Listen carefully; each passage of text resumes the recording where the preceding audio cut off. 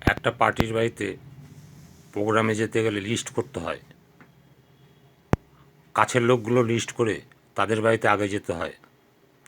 কাছের বাড়ির লোকগুলো, তাদের প্রতি তাদের বিশ্বাস আছে, তাই কোনো সন্দেহ চোখে দেখবে না এবং মনে কোনো দোনমনা আসবে না, নির্বিঘ্নে প্রোগ্রামটা হবে। আরও একটা পথ হলো, কাছের লোকেরা যদি না যাই, অন্য লোকের কাছে গিয়ে যদি আমার প্রমোশন কিংবা আমার জায়গা তৈরি করে ফেলি, ভবিষ্যতে কাছের লোকগুলো বলবে, তুই যখন জয়েন করলি তখন তুই আমার কাছে আসলি না, তো আসলে আমি একটা তোকে বড় পলিসি বুক দিতাম কিংবা তোর অনেকগুলো প্রোডাক্ট নিয়ে নিতাম, এরকম আধিক্যতা দেখাবে।